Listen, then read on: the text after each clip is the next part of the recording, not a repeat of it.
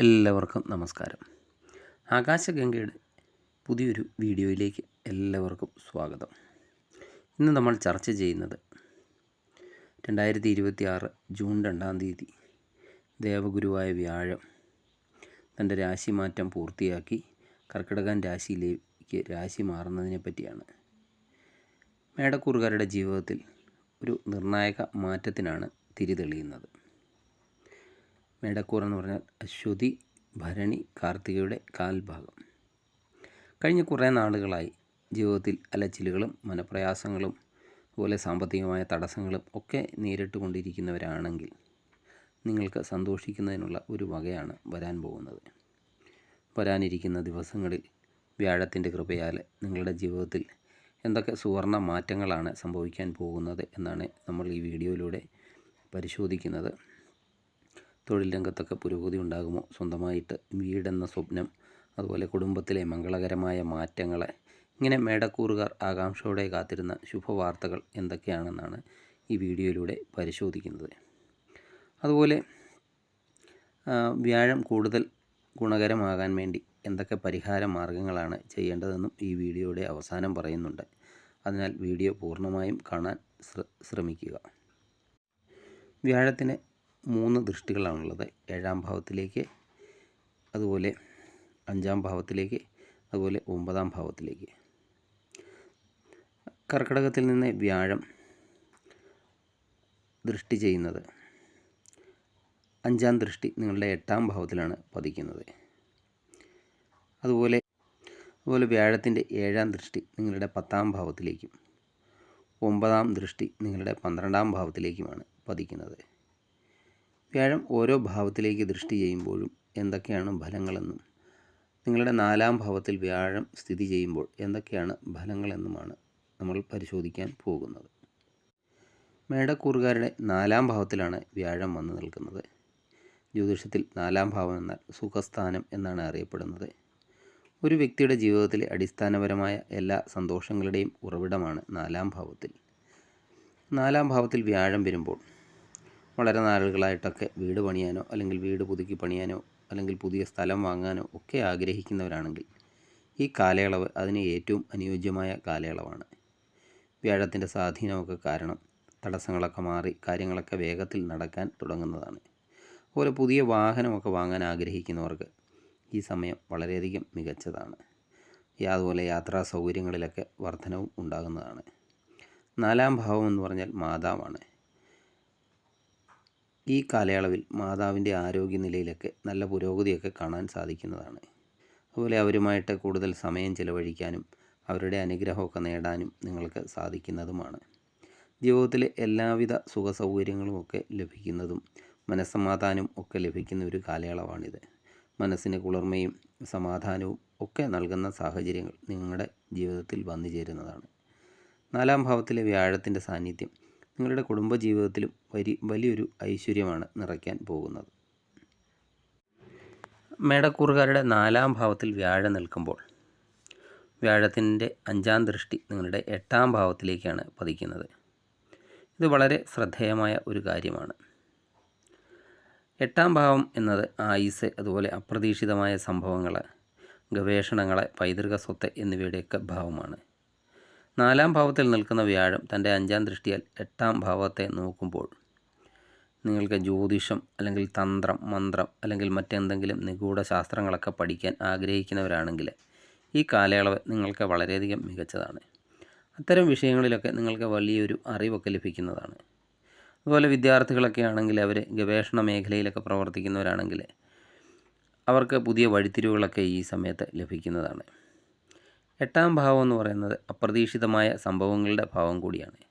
അതിനാൽ വലിയ സാമ്പത്തിക ലാഭമോ അല്ലെങ്കിൽ തടസ്സപ്പെട്ടൊക്കെ കിടന്ന പൈതൃക സ്വത്തുക്കളിൽ നിന്നുള്ള ഗുണങ്ങളോ ഒക്കെ ഈ സമയത്ത് നിങ്ങളെ തേടി വരാനും സാധ്യതയുണ്ട്. 8-ാം ഭാവത്തിലെ വ്യാഴത്തിൻ്റെ ദൃഷ്ടി നല്ലതാണെങ്കിലും ആരോഗ്യപരമായ കാര്യങ്ങളിൽ ഒരു മുന്നറിയിപ്പുണ്ട്. പ്രത്യേകിച്ചും ദഹന സംബന്ധമായ പ്രശ്നങ്ങളോ അല്ലെങ്കിൽ ഉദര രോഗങ്ങളോ ഒക്കെ ഉള്ളവർ ശ്രദ്ധിക്കേണ്ടതാണ്.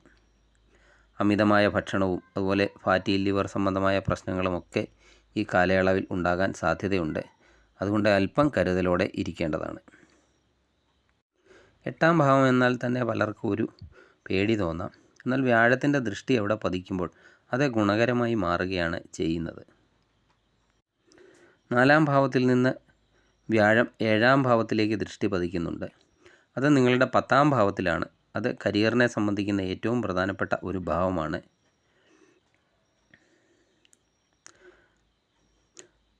നമ്മുടെ കർമ്മം എന്ന ഭാവമാണ് 10-ാം ഭാവം.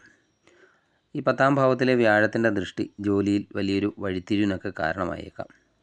കരിയറിലൊക്കെ നിങ്ങൾ വളരെ കാലമായിട്ടൊക്കെ കാത്തിരുന്ന ഒരു മാറ്റം ഈ കാലയളവിൽ സംഭവിക്കാൻ സാധ്യതയുണ്ട്. ജോലിയില്ലാത്തവർക്കൊക്കെ നല്ലൊരു തൊഴിൽ ലഭിക്കാനും അതുപോലെ ജോലിയൊക്കെ ചെയ്യുന്നവർക്ക് സ്ഥാനക്കയറ്റമോ ശമ്പള വർധനമോ ഒക്കെ ലഭിക്കാനും ഈ സമയം വളരെയധികം അനുകൂലമാണ്. വ്യാഴം അറിവിൻ്റെ ഒരു ഗ്രഹമാണ്. അതിനാൽ ജോലിസ്ഥലത്ത് നിങ്ങളുടെ കഴിവുകളും അതുപോലെ തീരുമാനങ്ങൾ എടുക്കാനുള്ള ഒരു കഴിവും ഒക്കെ വർദ്ധിക്കുന്നതാണ്.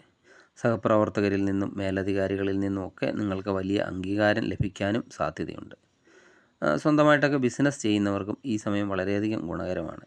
പുതിയ പ്രോജക്റ്റുകളൊക്കെ തുടങ്ങാനും ബിസിനസ്സൊക്കെ വിപുലീകരിക്കാനും വ്യാഴത്തിൻ്റെ ഈ അനുഗ്രഹം നിങ്ങളെ സഹായിക്കുന്നതാണ്. ഈ കാലയളവിൽ നിങ്ങളുടെ വാക്കുകൾക്കൊക്കെ വിലയുണ്ടാകുന്നതാണ്.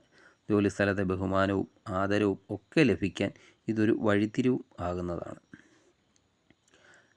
കരിയറിൽ എത്രമാത്രം നിങ്ങൾ കഠിനാധ്വാനം ചെയ്യുന്നു അതിനൊത്ത ഫലം വ്യാഴം നിങ്ങൾക്ക് ഈ സമയത്ത് ഉറപ്പായും നൽകുന്നതുമാണ്. 4-ാം ഭാവത്തിൽ നിന്ന് വ്യാഴത്തിൻ്റെ 9-ാം ദൃഷ്ടി പതിക്കുന്നത് 12-ാം ഭാവത്തിലാണ്. 12-ാം ഭാവം എന്നത് വ്യയസ്ഥാനം എന്നാണ് അറിയപ്പെടുന്നത്. ഈ 12-ാം ഭാവത്തിൽ വ്യാഴത്തിൻ്റെ ദൃഷ്ടി വരുമ്പോൾ ശ്രദ്ധിക്കേണ്ട കാര്യങ്ങൾ, മംഗളകാര്യങ്ങൾക്കൊക്കെ ആയിട്ട് നിങ്ങൾക്ക് പണം ചിലവായേക്കാം.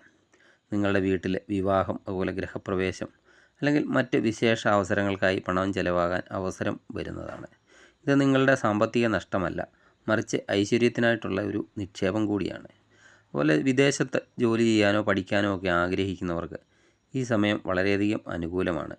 വിദേശത്ത് നിന്ന് നല്ല വരുമാനമോ അല്ലെങ്കിൽ നല്ല വാർത്തകളോ ഒക്കെ ലഭിക്കാനും സാധ്യതയുണ്ട്. അതുപോലെ ജോലി സംബന്ധമായിട്ട് ദൂരയാത്രകളൊക്കെ ധാരാളം സംഭവിക്കുന്നതാണ്. 12-ാം ഭാവം എന്ന് പറഞ്ഞാൽ ആത്മീയതയുടെയും മോക്ഷത്തിൻ്റെയും ഭാവമാണ്. അതുകൊണ്ട് തന്നെ ഈ കാലയളവിൽ തീർത്ഥയാത്രകൾക്കും ദൈവികമായ കാര്യങ്ങൾക്കും ഒക്കെ സമയം കണ്ടെത്താൻ സാധിക്കുന്നതാണ്. ഇത് നിങ്ങളുടെ മനസ്സിൽ വലിയൊരു മനസമാധാനവും നിറയ്ക്കുന്നതാണ്. മറ്റുള്ളവരെ സഹായിക്കാനൊക്കെയുള്ള മനസ്സ് നിങ്ങൾക്ക് കൂടുന്ന ഒരു സമയം കൂടിയാണ്. അനാഥാലയങ്ങൾക്കോ അല്ലെങ്കിൽ പാവപ്പെട്ടവരിലേക്കോ ഒക്കെ നിങ്ങൾ നടത്തുന്ന ദാനധർമ്മങ്ങൾ ഭാവിയിൽ നിങ്ങൾക്ക് തന്നെ വലിയൊരു ഗുണങ്ങളായി തിരികെ ലഭിക്കുന്നതുമാണ്. ഈ 12-ാം ഭാവത്തിലേക്കുള്ള ദൃഷ്ടി ചെലവുകളൊക്കെ കൂട്ടുമെങ്കിലും അത് നല്ല കാര്യങ്ങൾക്കായിരിക്കും. ഈ വ്യാഴത്തിൻ്റെ ഈ മഹാപരിവർത്തനം നിങ്ങൾക്ക് ഗുണകരമാണെങ്കിലും അതിൻ്റെ പൂർണ്ണമായ ഫലം ലഭിക്കാനും ചെറിയ തടസ്സങ്ങൾ എന്തെങ്കിലും ഉണ്ടെങ്കിൽ അത് നീങ്ങാനും ലളിതമായ ചില പരിഹാര മാർഗങ്ങളൊക്കെ ചെയ്യാവുന്നതാണ്.